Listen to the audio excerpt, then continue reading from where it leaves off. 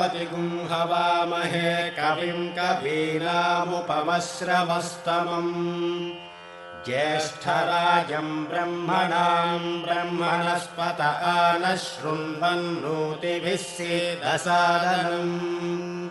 श्रीमहागणाधिपतये नमः। श्रीशिवसहस्रनामस्तोत्ररत्नपीठिका वन्दे शम्भुमुमापतिम् सुरगुरुम् वन्दे जगत्कारणम् वन्दे पन्नगभूषणम् मृगधरम् वन्दे पशूनाम् पतिम् वन्दे सूर्यशशाङ्कवह्निनयनम् वन्दे मुकुन्दप्रियम् वन्दे भक्तजनाश्रयम् च वरदम् वन्दे शिवम् शङ्करम्। वासुदेवः ततः स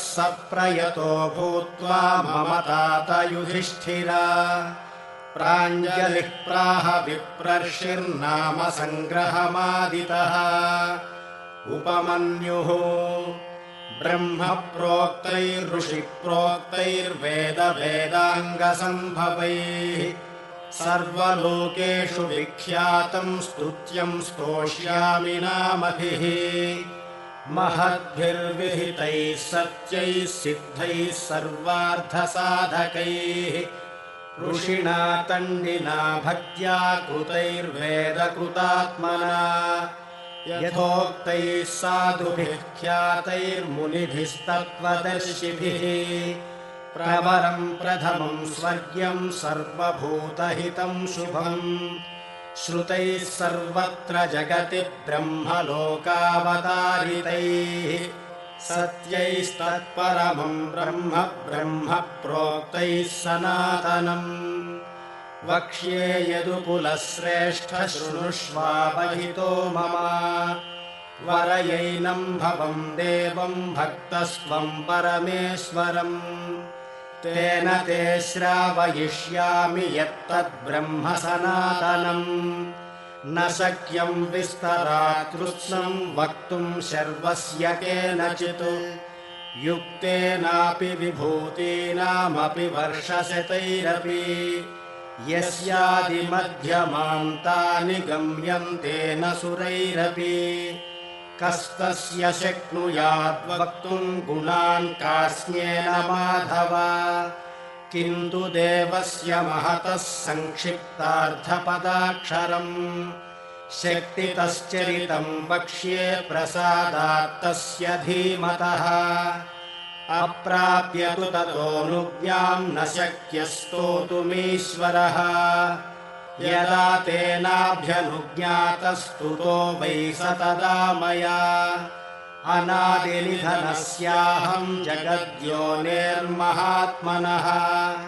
नाम्नाम् किञ्चित् समुद्देशम् वक्ष्याम्यव्यक्तयोगिनः वरदस्य वरेण्यस्य विश्वरूपस्य धीमतः शृणु नाम्नाम् च यम् कृष्ण यदुक्तम् पद्मयोनिना दश नाम सहस्राणि यान्याः प्रपितामहः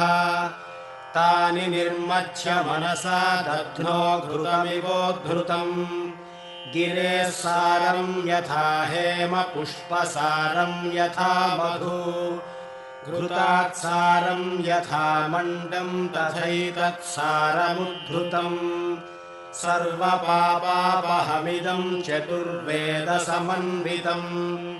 प्रयत्नेनाधिगन्तव्यम् धार्यम् च प्रयतात्मना माङ्गल्यम् पौष्टिकम् चैव रक्षोघ्नम् पावनम् महत् इदम् भक्ताय दातव्यम् श्रद्धया नास्तिकाय च नाश्रद्धधानरूपाय नास्तिकायाजितात्मने यश्चाभ्यसूयते देवम् कारणात्मानमीश्वरम् स कृष्णनरकम् याति सह पूर्वैः सहात्मजैः इदम् ध्यानमिदम् योगमिदम् ध्येयमनुत्तमम् इदम् जप्यमिदम् ज्ञानम् रहस्यमिदमुत्तमम् यं ज्ञात्वा ह्यन्तकालेऽपि गच्छेत परमां गतिम् पवित्रं मङ्गलं मेध्यं कल्याणमिदमुत्तमम् इदं ब्रह्मा पुरा कृत्वा सर्वलोकपितामहः सर्वस्तवानां राजत्वे दिव्यानां समकल्पयत् तदा प्रभृति चैवायमीश्वरस्य महात्मनः स्तवराज इति ख्यातो जगत्यमरपूजितः ब्रह्मलोकादयं स्वर्गे स्तवराजोऽवतारितः यतस्तण्डिः पुरा प्राप तेन तण्डीकृतोऽभवत् स्वर्गाच्चैवात्र भूलोकं तण्डिना ह्यवतारितः सर्वमङ्गलमाङ्गल्यं सर्वपापप्रणाशनम् निगदिष्ये महाबाहो स्तवानामुत्तमं स्तवम् ब्रह्मणामपि यद्ब्रह्म पराणामपि यत्परम् तेजसामपि यत्तेजस्तपसामपि यत्तपः शान्तानामपि यशान्तो द्युतीनामपि या द्युतिः दान्तानामपि यो दान्तो धीमतामपि या च धीः देवानामपि यो देव ऋषीणामपि यस्पृशिः यज्ञानामपि यो यज्ञः शिवानामपि यः शिवः रुद्राणामपि यो रुद्रः प्रभवतामपि योगिनामपि यो योगी कारणानां च कारणम् यतो लोकाः सम्भवन्ति यतः पुनः सर्वभूतात्मभूतस्य हरस्यामित तेजसः अष्टोत्तरसहस्रं तु नाम्नां सर्वस्य मे शृणु यच्छ्रुत्वा मनुजव्याघ्र सर्वान् कामानवाप्स्यसि इति श्रीशिवसहस्रनामस्तोत्ररत्नपीठिका समाप्ता।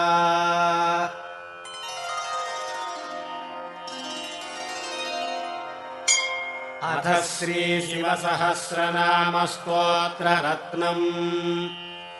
ॐ स्थिरस्थाणुः प्रभुर्भेमः प्रवरो वरदो वरः सर्वात्मा सर्वविख्यातः सर्वः सर्वकरो भवः जटी चर्मी शिखण्डी च सर्वाङ्गः सर्वभावनः हरश्च हरिणाक्षश्च सर्वभूतहरः प्रभुः प्रवृत्तिश्च निवृत्तिश्च नियतः शाश्वतो ध्रुवः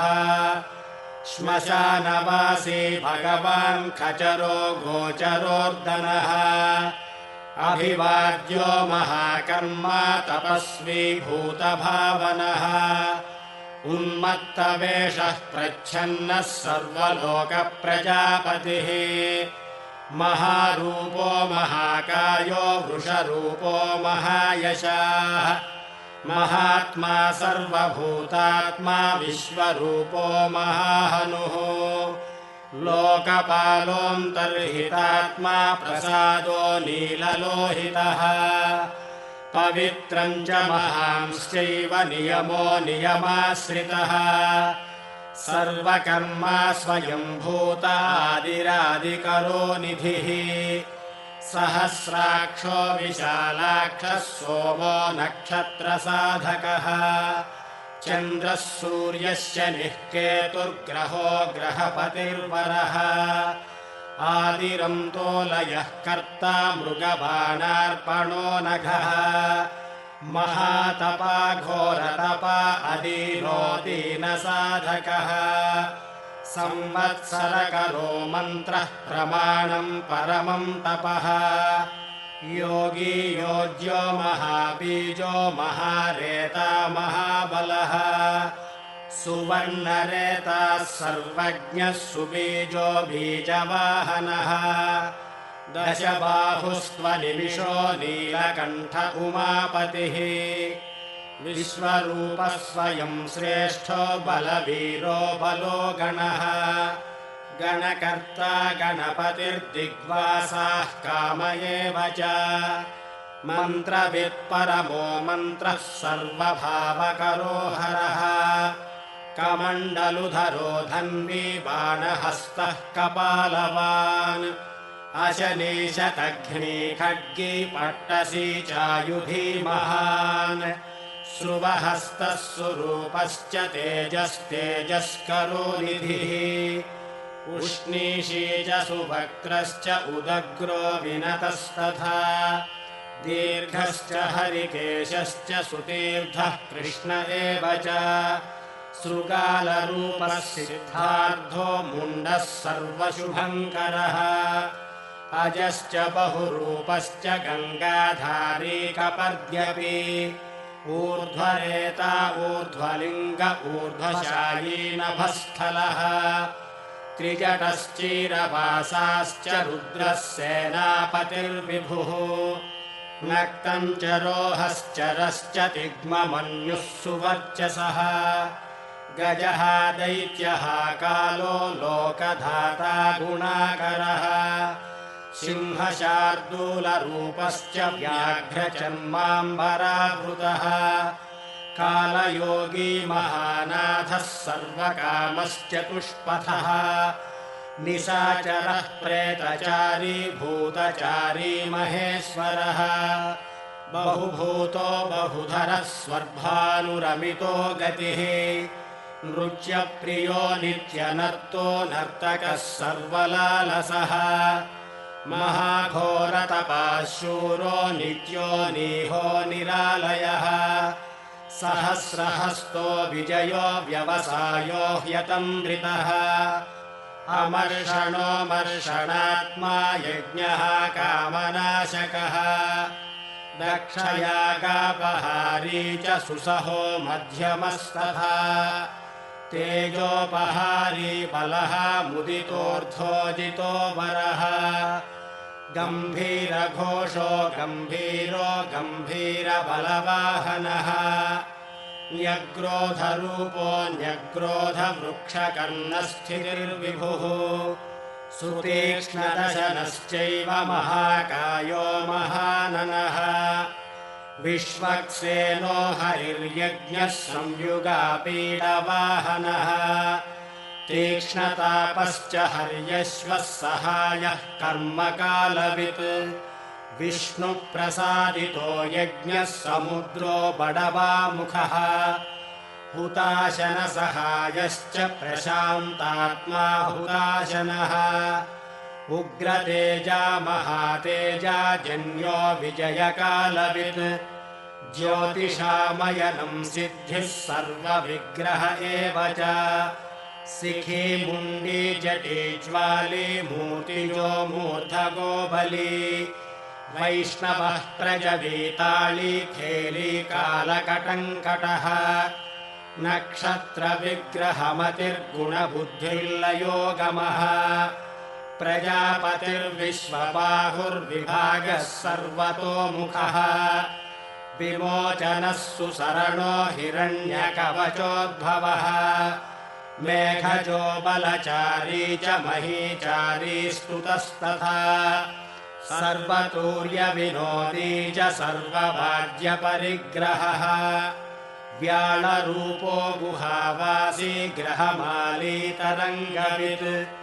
त्रिदशः कालदृक्कर्म सर्वबन्धविमोचनः बन्धनस्वसुरेन्द्राणां युधि शत्रुविनाशनः साङ्ख्यप्रसादो दुर्वासाः सर्वसाधुनिषेवितः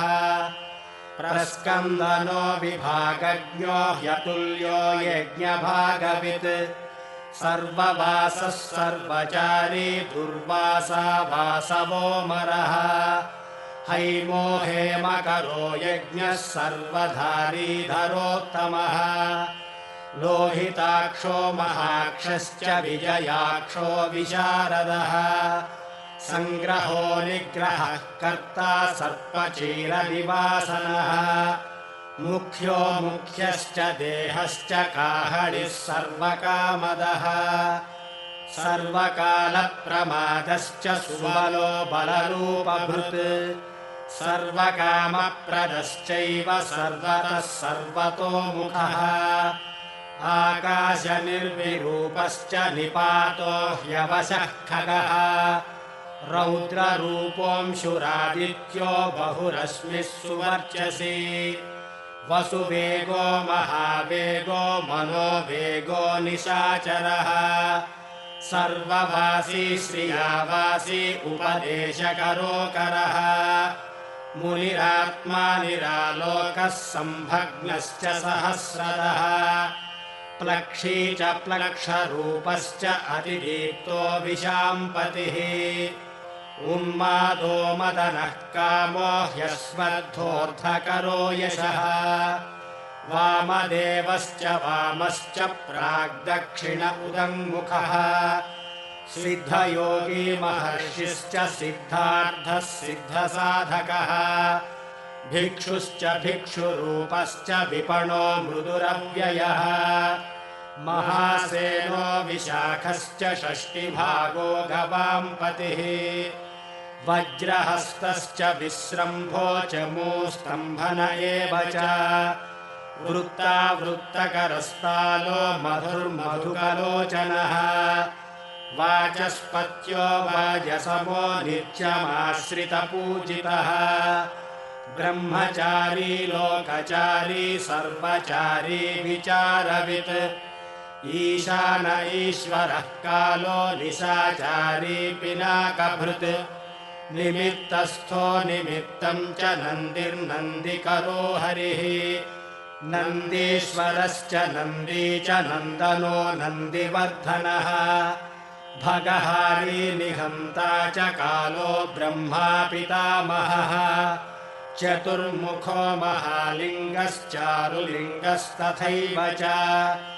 लिङ्गाध्यक्षः सुराध्यक्षो योगाध्यक्षो युगावहः बीजाध्यक्षो बीजकर्ता अध्यात्मानुगतो बलः इतिहासः सकल्पश्च गौतमोऽथ निशाकरः दम्भो ह्यदम्भो वैदम्भो वश्यो वशकरः कलिः लोककर्ता पशुपतिर्महाकर्ता ह्यनौषधः अक्षरम् परमम् ब्रह्म बलवान् शक्त एव च नीतिर्ह्यनीतिशुद्धात्मा शुद्धो मान्यो गतागतः बहुप्रसादः सुस्वप्नो दर्पणोऽधत्वमित्रचित् वेदकारो मन्त्रकारो विद्वान् समरमर्दनः महामेघनिवासी च महाघोरो वशीकरः अग्निज्वालो महाज्वालो ह्यतिधूम्रो हुतो हविः वृषभः शङ्करो नित्यम् वर्चस्वी धूमकेतनः नीलस्तथाङ्गलुब्धश्च शोभनो निरवग्रहः स्वस्तिदः स्वस्तिभावश्च भागी भागकरो लघुः उत्सङ्गश्च महाङ्गश्च महागर्भपरायणः कृष्णवर्णः सुवर्णश्च इन्द्रियम् सर्वदेहिनाम् महापादो महाहस्तो महाकायो महायशाः महामूर्धा महामात्रो महानेत्रो निशालयः महान्तको महाकर्णो महोष्ठश्च महाहनुः महानासो महाकम्बुर्महाग्रीवश्मशानभाक्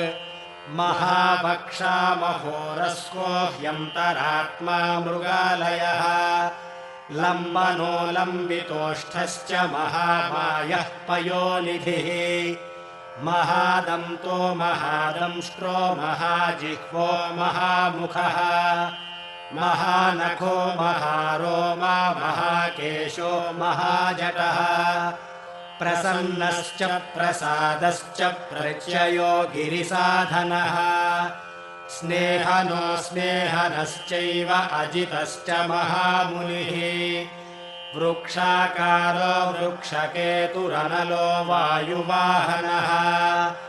गण्डली मेरुधामा च देवाधिपतिरेव च अधर्वशीर्षः सामास्य ऋक्सहस्रामिते क्षणः यजुः पादभुजो गुह्यः प्रकाशो जङ्गमस्तथा अमोघार्थः प्रसादश्च अभिगम्यः सुदर्शनः उपकारः प्रियः सर्वः कनकः काञ्चनच्छविः नाभिर्नन्दिकरो भावः पुष्करः स्थपति स्थिरः द्वादशस्त्रासनश्चाद्यो यज्ञो यज्ञसमाहितः नक्तम् कलिश्च कालश्च मकरः कालपूजितः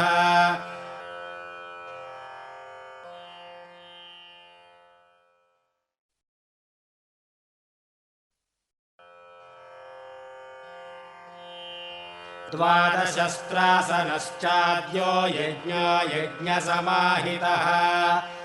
नक्तम् कलिश्च कालश्च मकरः कालपूजितः सगणो गणकारश्च भूतवाहनसारथिः भस्माशयो भस्मगोप्ता भस्मभूतस्तरुर्गुणः लोकपालस्तथा लोको महात्मा सर्वपूजितः शुक्लस्त्रीशुक्लसम्पन्नः शुचिर्भूतनिषेवितः आश्रमस्थः क्रियावस्थो विश्वकर्ममतिर्वरः विशालशाखस्ताम्रोष्ठो ह्यम्बुजालः सुनिश्चलः कपिलः कपिशः शुक्ल आयुश्चैव परोपरः गन्धर्वो ह्यदितिस्तार्क्ष्यः सुविज्ञेयः सुशारदः परश्वधायुधो देवो ह्यनुकारी सुबान्धवः तुम्बवीणो महाक्रोध ऊर्ध्वरेता जलेशयः उग्रो वंशकरो वंशो वंशनादो ह्यनिन्दितः सर्वाङ्गरूपो मायावी सुहृदो ह्यनिलो नलः बन्धनो बन्धकर्ता च सुबन्धनविमोचनः स यज्ञारिः स कामारिर्महादंशो महायुधः बहुधा निन्दितः सर्वः शङ्करश्चन्द्रशेखरः अमरेशो महादेवो विश्वदेवः सुरारिः अहिर्बुद्ध्योऽनिलाभश्च चेकितानो हरिस्तथा अजैकपाच्च कापाली त्रिशङ्कुरजितः शिवः धन्वन्तरिर्धूमकेतुस्कन्दो वैश्रवणस्तथा धाता शक्रश्च विष्णुश्च मित्रस्त्वष्टा ध्रुवोधरः प्रभावः सर्वगो वायुरर्यमा सविता रविः उषङ्गुश्च विधाता च मान्धाता भूतभावनः विभुर्वर्णविभावी च सर्वकामगुणावहः पद्मनाभो महागर्भश्चन्द्रवक्त्रो निलोनलः बलवांश्चोपशान्तश्च पुराणः पुण्यचञ्चुरी कुरुकर्ता कुरुवासी कुरुभूतो गुणौषधः सर्वाशयो गर्भचारी सर्वेषाम् प्राणिनाम् पतिः देवदेवः सुखासक्तः सदसत् सर्वरत्नवित् कैलासगिरिवासी च हिमवद्गिरिसंश्रयः कूलहारी कूलकर्ता बहुविद्यो बहुप्रदः वणिजो वर्धकी वृक्षो बकुलश्चन्दनच्छदः सारग्रीवो महाजत्रुरलोलश्च महौषधः सिद्धार्थकारी सिद्धार्थश्छन्दो व्याकरणोत्तरः सिंहनादः सिंहदंष्ट्रः सिंहगः सिंहवाहनः प्रभावात्मा जगत्कालः कालो लोकहितस्तरुः साराङ्गो नवचक्राङ्गः केतुमाली सभावनः भूतालयो भूतपतिरहोरात्रमनिन्दितः वर्धितः सर्वभूतानां निलयश्च विभुर्भवः अमोघः संयतो ह्यश्वो भोजनः प्राणधारणः धृतिमान् मतिमान् दक्षः सत्कृतश्च युगाधिपः गोपाली गोपतिर्ग्रामो गोजन्मवसनो हरिः हिरण्यबाहुश्च तथा गुहापालः प्रवेशकः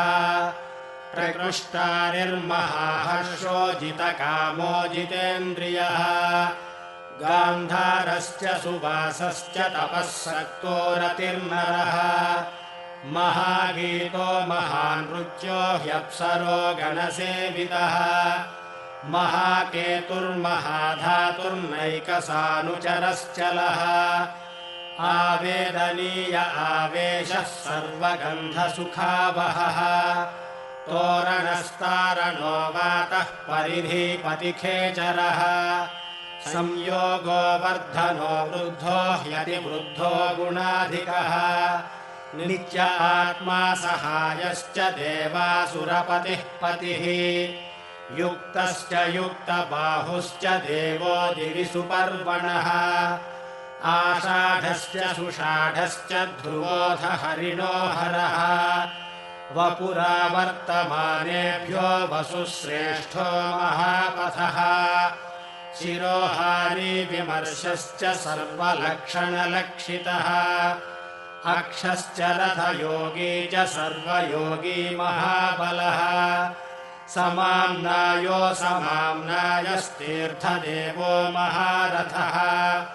निर्जीवो जीवनो मन्त्रः शुभाक्षो बहुकर्कशः रत्नप्रभूतो रक्ताङ्गो महान्नवनिपानवित् मूलम् विशालो ह्यमृतो व्यक्ताव्यक्तस्तपोनिधिः आरोहणोऽधिरोहश्च शीलधारी महायशाः सेनाकल्पो महाकल्पो योगो योगकरो हरिः युगरूपो महारूपो महानागहनो वधः न्यायनिर्वहणः पादः पण्डितो ह्यचलोपमः बहुमालो महामालः शशीहरिसुलोचनः विस्तारो लवणः कूपस्त्रियुगः सफलोदयः त्रिनेत्रश्च विषण्णाङ्गो मणिविद्धो जटाधरः बिन्दुर्विसर्गः सुमुखः शरः सर्वायुधः सहः निवेदनः सुखाजातः सुगन्धारो महाधनुः गन्धसाली च भगवानुत्थानः सर्वकर्मणाम् मन्थानो बहुडो वायुः सकलः सर्वलोचनः तलस्तालः करस्थाली ऊर्ध्वसंहननो महान् छत्रम् सुच्छत्रो विख्यातो लोकः सर्वाश्रयक्रमः मुण्डो विरूपो विकृतो दण्डी कुण्डी विकुर्वणः हर्यक्षः ककुभो वज्री शतजिह्वः सहस्रपात् सहस्रमूर्धा देवेन्द्रः सर्वदेवमयो गुरुः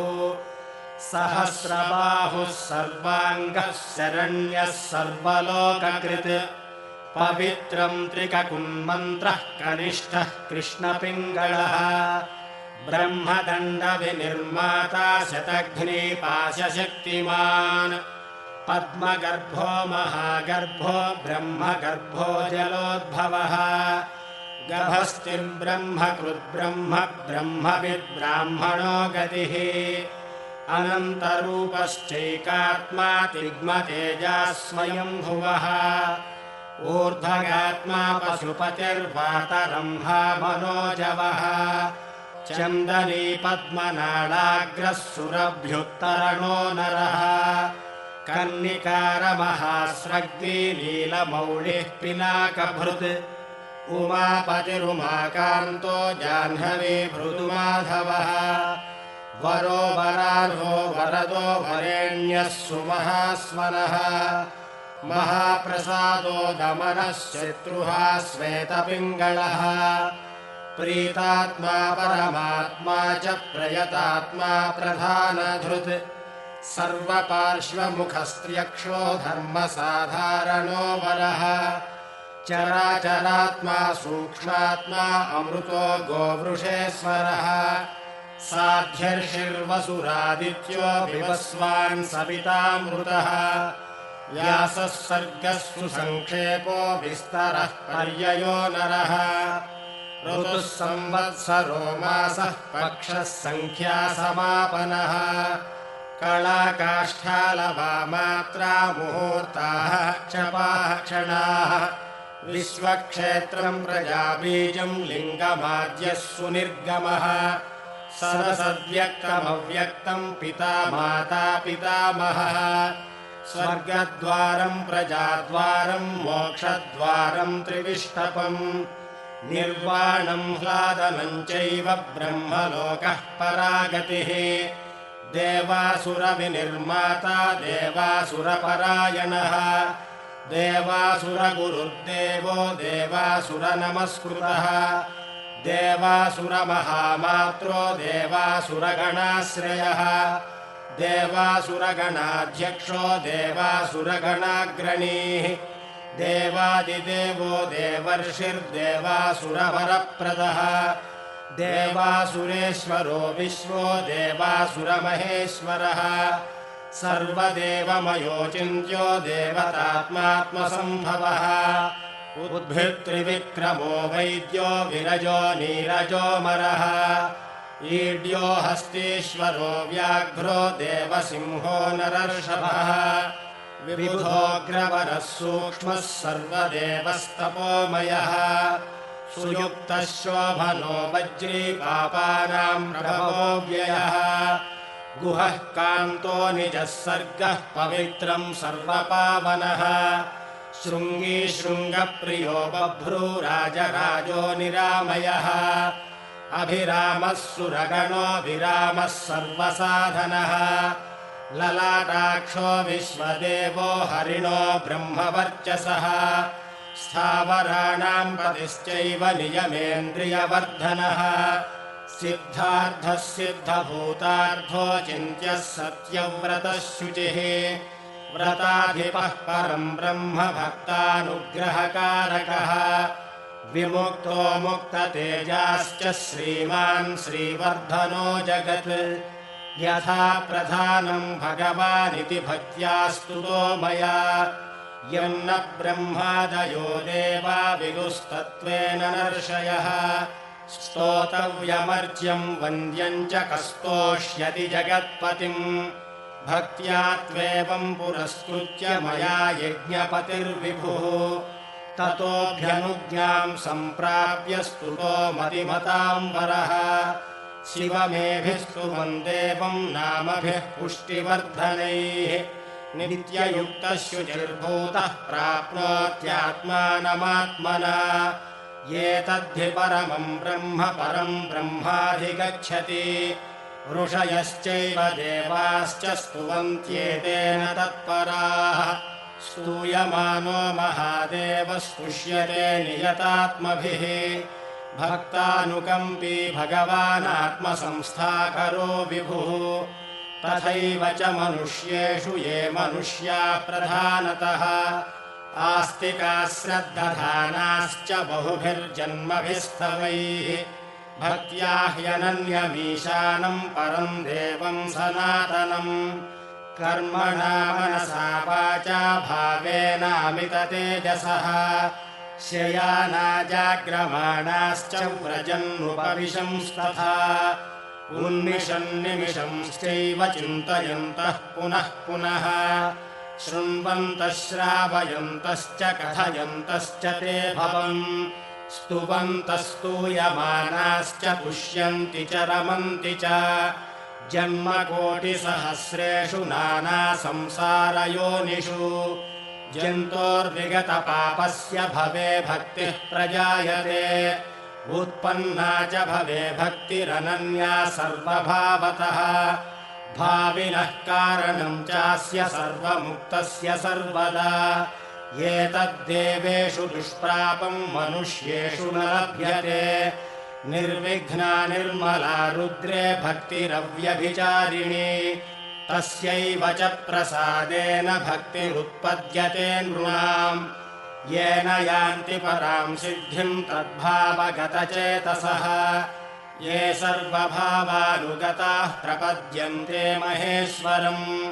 प्रपन्नवत्सलो देवः संसारार्तान् समुद्धरेत् एवमन्येन कुर्वन्ति देवाः संसारमोचनम् मनुष्याणामृते देवं नान्या शक्तिस्तपोबलम् इति तेनेन्द्रकल्पेन भगवान् सदसत्पतिः कृत्तिवासास्तुतः कृष्णतण्डिना शुभबुद्धिना स्तवमेतं भगवतो ब्रह्मा स्वयमधारयत् गीयते च न बुध्येत ब्रह्मशङ्करसन्निधौ इदं पुण्यं पवित्रं च सर्वदा पापनाशनम् योगदं मोक्षदं चैव स्वर्गदं तोषदं तथा एवमेतत्पठन्ते य एकभक्त्या तु शङ्करे या गतिः साङ्ख्ययोगानां भजन्ते तां गतिं तथा स्तवमेनं प्रयत्नेन सदा रुद्रस्य सन्निधौ अब्दमेकं चरेद्भक्तः प्राप्नुयादीप्सितं फलम् एतद्रहस्यं परमं ब्रह्मणो हृदि संस्थितम् ब्रह्मा प्रोवाच शक्राय शक्रः प्रोवाच मृच्छवे मृत्युः प्रोवाच रुद्रेभ्यो रुद्रेभ्यस्तण्डिमागमत् महता तपसा प्राप्तं तण्डिना ब्रह्मसद्मनि तण्डिः प्रोवाच शुक्राय गौतमाय च भार्गवः वैवस्वताय मनवे गौतमः प्राह माधव नारायणाय साध्याय मनुरिष्टाय धीमते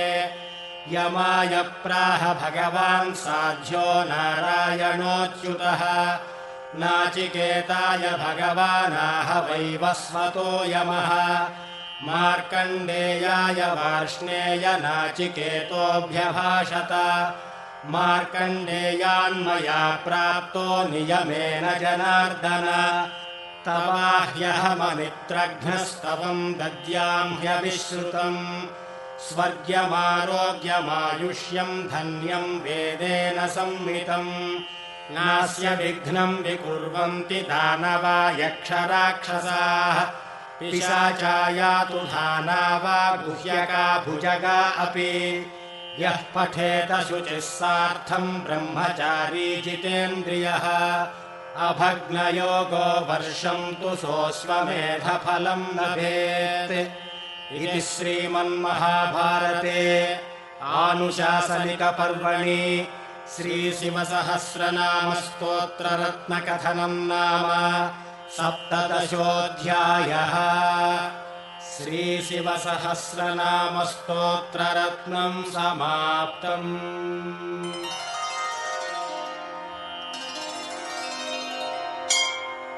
अथ श्रीशिवाष्टोत्तरशतनामस्तोत्रम्। शिवो महेश्वरः शम्भुः पिनाकी शशिशेखरः वामदेवो विरूपाक्षः कपर्दी नीललोहितः शङ्करः शूलपाणिश्च खट्वाङ्गी विष्णुवल्लभः शिपिविष्टोऽम्बिकानाथः श्रीकण्ठो भक्तवत्सलः भवः शर्वस्त्रिलोकेशः शितिकण्ठः शिवाप्रियः उग्रः कपाली कामारिरन्धकासुरसूदनः गङ्गाधरो ललाटाक्षः कालकालः कृपानिधिः भीमः परशुहस्तश्च मृगपाणिर्जटाधरः कैलासवासी कवचे कठोरस्त्रिपुरान्तकः वृषाङ्को वृषभारूढो भस्मोद्धूलितविग्रहः सामप्रियस्वरमयस्त्रयी मूर्तिरनीश्वरः सर्वज्ञः परमात्मा च सोमसूर्याग्निलोचनः हविर्यज्ञमयः सोमः पञ्चवक्त्रः सदाशिवः विश्वेश्वरो वीरभद्रो गणनाथः प्रजापतिः हिरण्यरेता दुर्धर्षो गिरीशो गिरिशो नघः भुजङ्गभूषणो भर्गो गिरिधन्वा गिरिप्रियः कृत्तिवासाः पुरारातिर्भगवान् प्रमथाधिपः मृत्युञ्जयः सूक्ष्मतनुर्जगद्व्यापी जगद्गुरुः व्योमकेशो महासेन जनकश्चारुविक्रमः रुद्रो भूतपतिस्थाणुरहिर्बुद्ध्यो दिगम्बरः अष्टमूर्तिरनेकात्मा सात्विकः शुद्धविग्रहः शाश्वतः खण्डपरशुरजः पाशविमोचकः मृडः पशुपतिर्देवो महादेवो व्ययो हरिः पूषदन्तभिदव्यग्रो दक्षाध्वरहरोहरः भगनेत्रभिदव्यक्तः सहस्राक्षः सहस्रपात् अपवर्गप्रदोऽनन्तस्तारकः परमेश्वरः एवं श्रीशम्भुदेवस्य नाम्नामष्टोत्तरं शतम् श्रीशिवाष्टोत्तरशतनामस्तोत्रं सम्पूर्णम्।